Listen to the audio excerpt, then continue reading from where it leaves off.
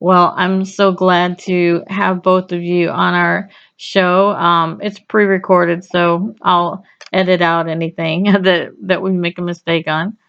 Um, so just so glad to talk to both of you. I think this is something that if it's ever been done together, I've not seen it where you have a pastor and a doctor coming together and bridging the gap between our faith and medicine. And I myself have MS, so I was really excited to do this interview because I struggle with it constantly.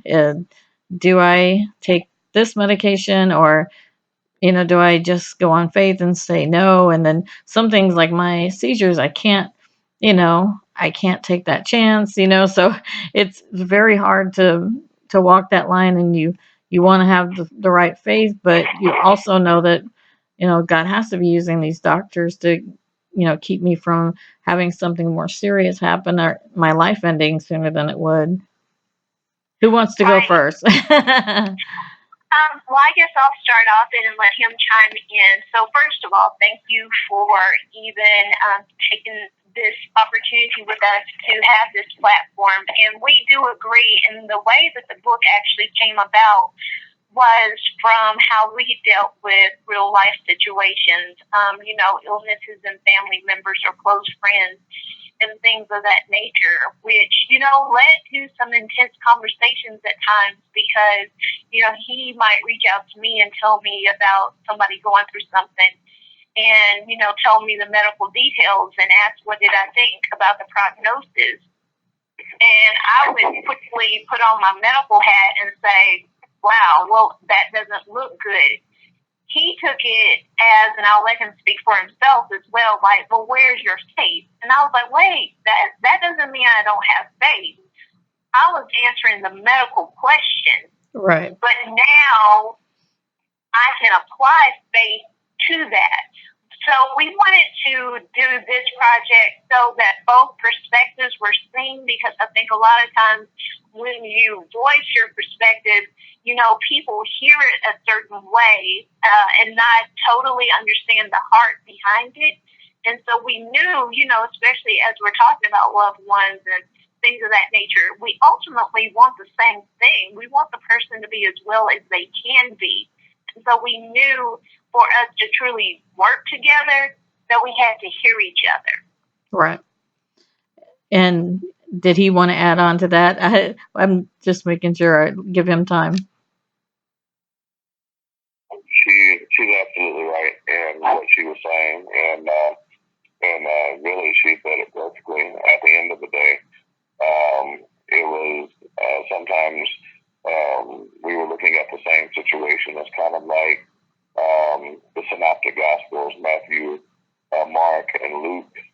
Synoptic, of course, then meaning same, optic means view, but at the same time, when in the Bible you would often have different accounts of the same story, but certain details would be emphasized and others would be not so much emphasized, if not all the way eliminated based on the viewpoint of the person who is writing. You have a Matthew who is the tax collector, sees it one way, but you have Luke, who is the doctor that sees it another way. And it was kind of a situation in this where we were viewing some of the instances in regards to friends and loved ones in the same idea of we were viewing the same situation, viewing the same people, comprehending the same scenarios and facts, but yet her prism of medicine was from the viewpoint that she spoke of, and my perspective came out of the gospel, came out of ministry, and so it did create sometimes an inherent clash initially anyway. Yeah. And so when she approached me about possibly doing this project, I thought that it would be a very good project because, as she stated, at day's end, we want the same. And but it's just interesting to be able to grapple and grasp concepts, but yet to be able to see them through two different prisms. Yeah, and it's kind of like I went to a counseling thing one time, and they were like literally saying, okay, this person has 5 minutes, and then no one can talk, and then this person has 5 minutes, and then no one can talk, like literally, because you have to at least hear them out and consider their viewpoint, even if at the end of the day you decide you don't agree with it. You know what I mean? It gets hard. I know with siblings. I got a brother and a sister, and my sister and I are not. We don't have.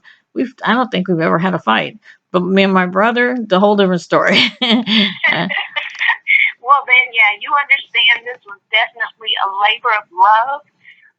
But we definitely thought if we can make it through this, then hopefully we can help other people that are going through things, whether themselves or, watching somebody else go through things, because all the perspectives matter. And it's just lending that voice so people can say, yeah, that's where I align and that's where I align. But at the end of the day, how do we make these things align for the better? Because at the end of the day, we all want that person to physically be healed, and God heals some people instantly, and sometimes He doesn't. Sometimes there's a thorn in the side. And for me, I will tell you, and you'll probably have a slightly funny view of this, Dr. Willis, but when my kids were young, um, it was before my MS came to be, because it didn't come out until after my third child, after she was born within that next year. And I literally said, because my son had to have ear surgery, he couldn't hear. He only had 20% of his hearing, and he had to have, it was just because his anatomy in his ear was like it was an easy surgery to correct it. But watching him go through it and go from not being able to hear language to hearing birds and dogs and everything in the world, and just flipping out excited, when your kid can't hear, you're like, okay, yes, do the surgery, let's make him hear, and then later on I just thought, I prayed, and I was just like, God, like, I would rather me be sick the rest of my life than my kids take on illness. There's so many things they're going to have to face.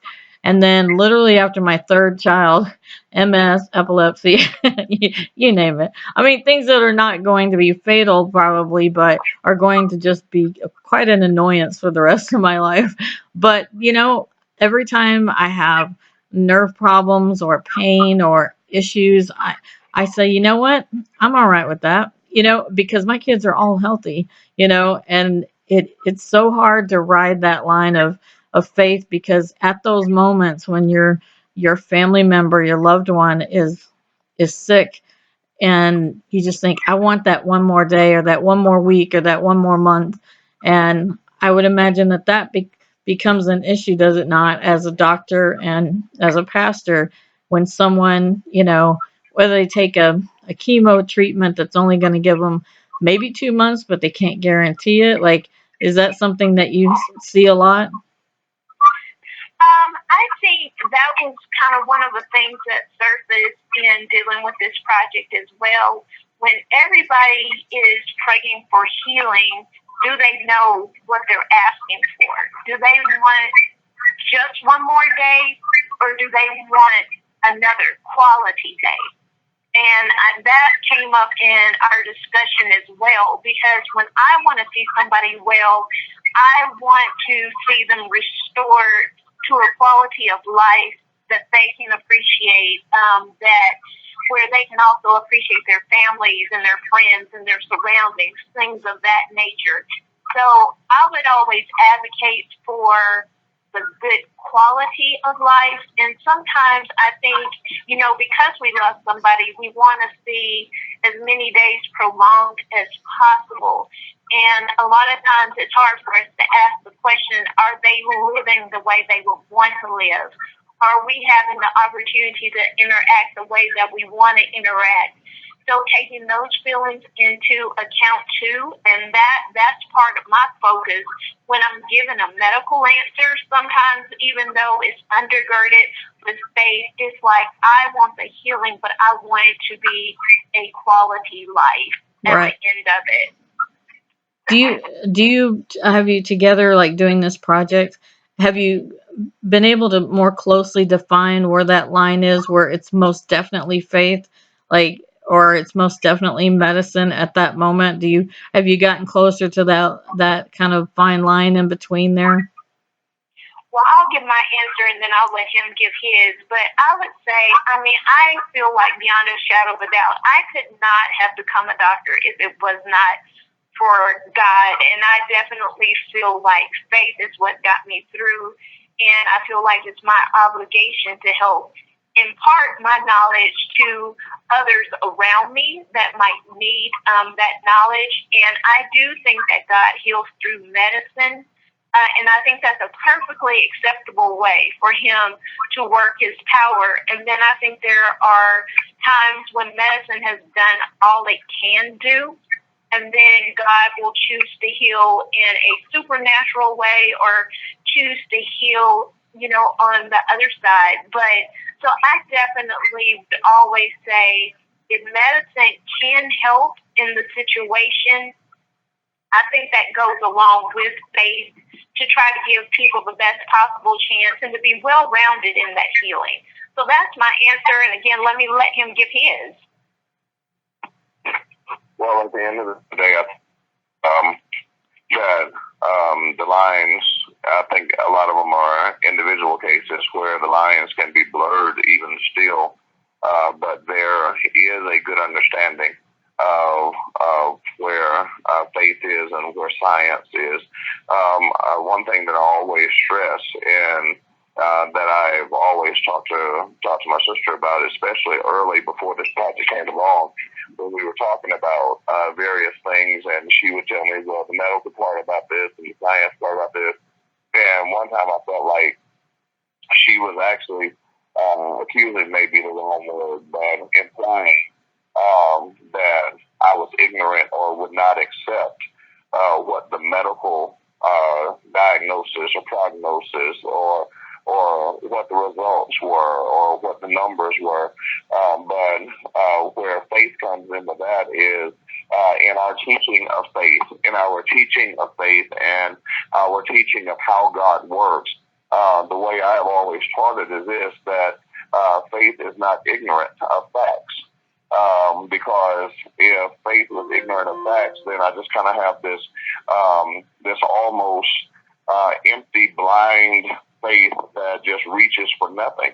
But when I do understand facts and I do embrace what the facts are, then that's where my faith comes in, because there is a very tangible spiritual difference between facts and truth.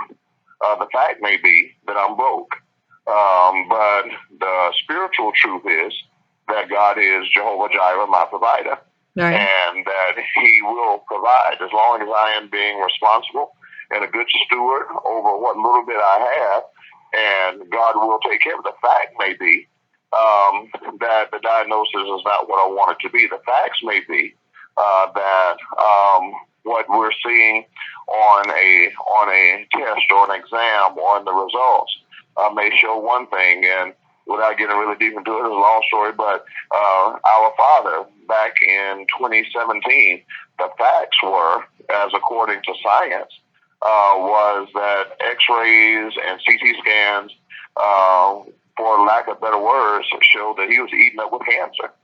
But then the truth was that I believed, and I'm not saying she did not know she did.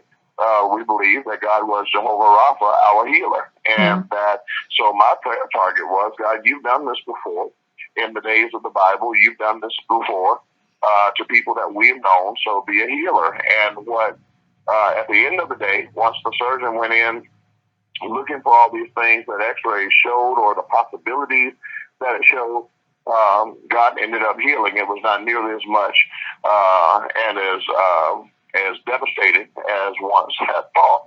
And so I think that those lines can get very, very close, and they still can be blurred at the same time. So my teaching of faith is yes, and I will say this: she has helped me evolve into this place to really go ahead and deal with that.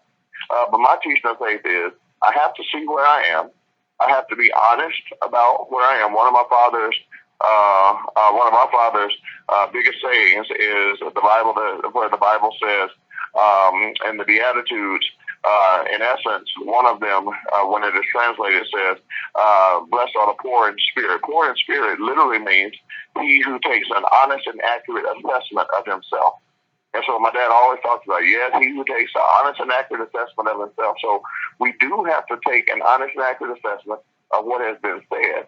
But a lot of people take whatever has been said. Well, the doctor said this, it's over. Well, the bank didn't do it this time, it's over. It's not going to work. But I say, take that fact and then take the fact to God and then find a biblical truth that if God chooses to work in that way, he can and he will. And in many instances, truth will trump the fact. And a lot of times I think he uses the facts, like, in a lot of cases, to show that it's God, that there's no doubt, that no matter, and you find out in the science or in the facts that you're given, and like you were saying, you accept it, you understand it, and make sure you've got all the facts, but then you have the faith. Well, he doesn't always heal, but a lot of times when he does a healing, it's instantaneous and complete, and the doctors are baffled, and if they are not believers, they have no idea how it could happen. There's no medical way that makes sense. But if that person is a believer, their immediate reaction is, it could only be God. That's how that happened. I didn't want to interrupt her. It sounded like she was about to say something. Oh, no, just following up on what he said, part of it was, again, it's perspective. It's like, I never thought that he was ignorant to the facts. It was just acknowledge the facts is really what I want. Like, I want anybody to make an informed decision. So I think we're saying the same thing. Know the facts. That doesn't sway, your course. You just should know the facts and be informed in whatever decision you make. And he can attest to this. Even when the imaging showed that it looked like cancer was all over our father's body, I kept saying, I know what it shows, but once they get in there, because he was going to have surgery, then they'll see what it actually is. Let's wait and see what they actually see. Like I said, he can attest to that. So in that way, I was very sure that we would know the real answer later. And I didn't get bothered by what the imaging showed. So my thing is always acknowledge the facts, because I think it can fuel whatever the next step is for a person, whether it is that they're going to have treatment or if they want to go a whole other route. But just understand what you're up against. Yeah, and I was extremely excited about this. So your book is called When Ministry Meets Medicine, and it's a journal formatted book, correct? Yes. And so can you kind of explain how the book works? Absolutely. So it, as you said, it is a journal format, because what we really want with this is that people lend their perspectives to the conversation as well. And if they go on this journey with us, we want them to work towards being more well. And, no matter if they're healthy today, you can always pledge to stay on that fight, to stay well. Or if you're dealing with illness, then certainly it's a fight that, you have to face every day. And so we didn't want to write it where it just kind of left the readers, they gave us perspectives, now what? So we start off with an introduction just to get people thinking. And then we ask them to, really lay out what is their vision statement for the year. What do you want to accomplish? And then with each month, we give an intro. I give my perspective, and then I toss it over to him for him to give his perspective. And then we have the theme, like, January is, resolution versus revelation. And so really just thinking about, what do you want the year to be like? What do you want to work on? What are your thoughts for the day?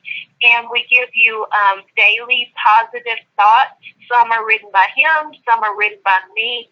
It's just to motivate and encourage and keep people going throughout the course of the year.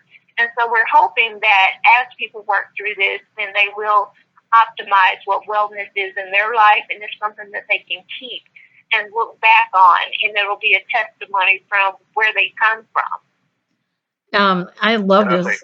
Go ahead. And I think one thing that people will see with this book is give it a shot, because when they first see the book, I mean, it is huge. Now, don't make no mistake about it. The book itself looks like a cross between a doctor's manual and Bible concordance. I mean, it is huge, but people should not be afraid of that. And because there's a lot of, it's really a book and workbook bound in one, and so it's not like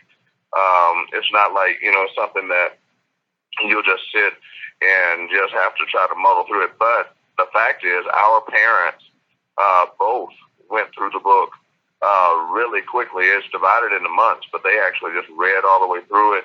And the one thing that our mom made the statement of is that, and I think is worth noting, is that she said she was actually surprised, given how my sister typically articulates medicine and medical ideologies, and given how I typically articulate Bible, biblical truths, that kind of thing. She was actually surprised that how easily read that it was, how simple it was. It's not deep in any shape, form, or fashion. In medical jargon, medical terms, it's not deep.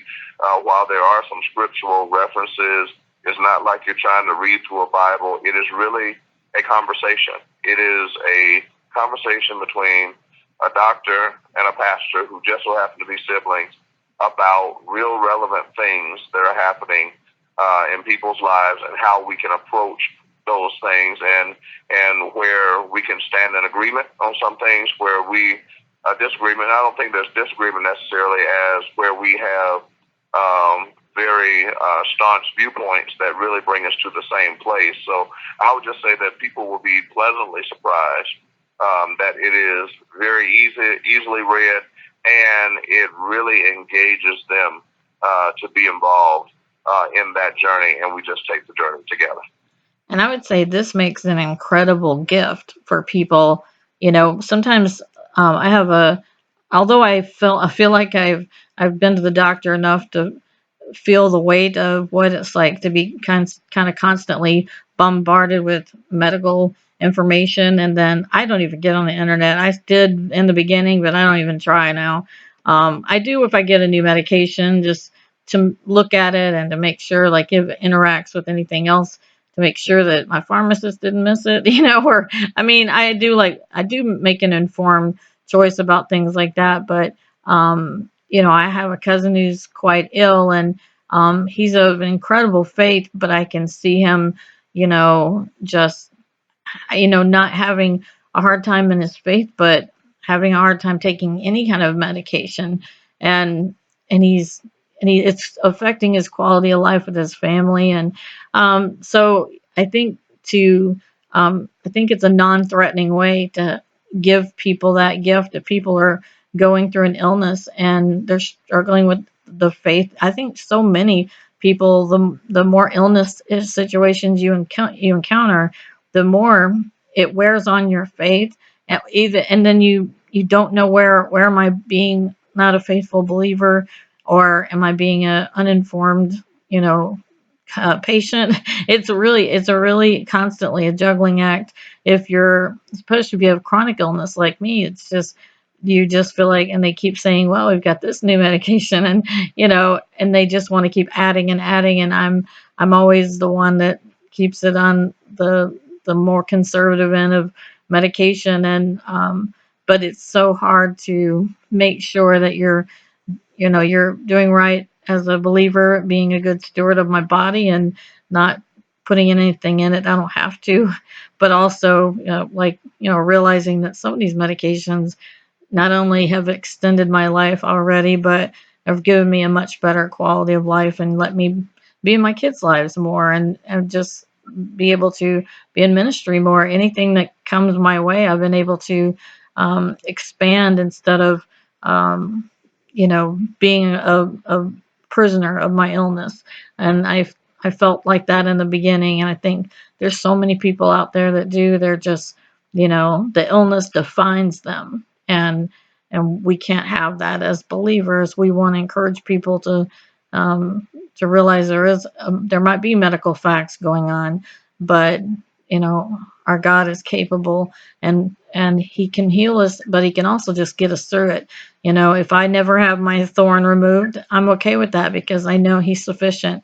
If I have to have it, He'll be sufficient to carry me through and for whatever He wants me to carry out. But it is hard to be if you have a Christian and then you have medicine, it is very hard to put those things together. So I'm so glad that you guys have this book. Now, this book is available now, right? It is. You can purchase it on Amazon or on Barnes and Noble. And then your website is literally just whenministrymeetsmedicine.com. Exactly. And soon we'll have more things posted on there where people can interact with this. So stay tuned for that. But it is active now, and you can get more information from the website. Well, And I will tell you. Ahead. And I will tell you that what you just really described really encapsulates what the book is all about. It is ministry and medicine, medical facts and spiritual truths. They are sometimes hard to mesh together. And a lot of it has to do with the individual person, their mindset, their support structure, the biblical teaching. I mean, how they're being taught is biblically is one thing. Their personal meditation and devotion time is one thing. The competency and sometimes beyond competency, just the ability to explain and in very common ways of the position makes a big deal. There are so many elements that come together that make this sometimes a difficult situation to mesh. But I will tell you this, I have 3 members in my congregation right now, 3 who about 6 years ago, within a 2-week span, where all 3 were diagnosed with MS. And each of them at the point of their diagnosis, when I met with all 3 of them at the same time, each of them basically the diagnosis were pretty much the same as far as what the diagnosis was, the effects of the MS on them, what they could expect prognosis-wise, and that sort of thing. But it is amazing to watch these 3 in their walk with God. One particular one young lady, she has never recovered. And when I say never recovered, she is, after 6 years, still loves to have a pity party. Every answer as to why she can't do something, why she can't go somewhere, why this can't work, why she can't participate in ministry is my MS, my MS, my MS. I have another young lady who the actual physical manifestations is actually worse with her than the other 2, but yet she is very active in our dance ministry. She is our strongest soprano on the praise team. She's very active in everything, and she does and goes where she wants. She travels a lot. She does all these different things. Then I have a guy who has it, and if he had not told you that he had MS, you would never know it at all. But these are 3 different people with three different faith levels, three different people. The one that I told you is always worried. She's always going, looking for, hoping for a new prescription, a new treatment, a new something. The one that is active in everything, she takes her medicine very religiously and does everything that she needs to do, and she prospers in what she does. The guy, he's one of these that he says, I just believe that God has got me. And he barely takes any of his medicines, but he's doing very, very well. And so these are those that it really depends on the person, and then everything that goes on around them and with them that can really determine how ministry and medicine match. I don't think there is any magic place. I don't think there's something we can say, this is where it matches, because it's really dependent on a whole lot of things. Yeah, and Dr. Willis can attest that anybody with MS, I have 3 friends that have it, and we couldn't be more different in our symptoms. They'll say, "You're having what?" And we just looked at each other like, "Okay, so have you ever had this happen?" Because sometimes you just wonder, "Am I going crazy?" But truly, I like to confide only in close friends or people, especially that are dealing with something, a chronic illness, because I find I don't want to talk about it, because I had a relative growing up that every time I said, "Hi, how are you?"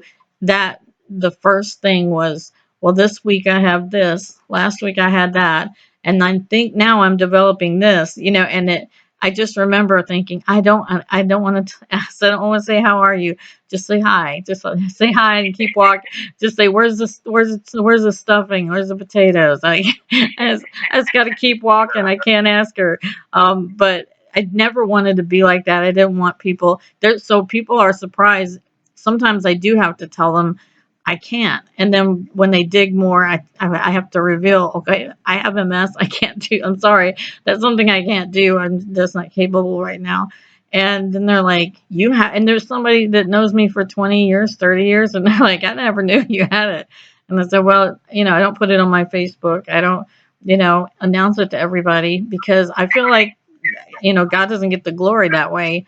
I feel like if they do find out, and then they find out, regardless, my eyes are not on that.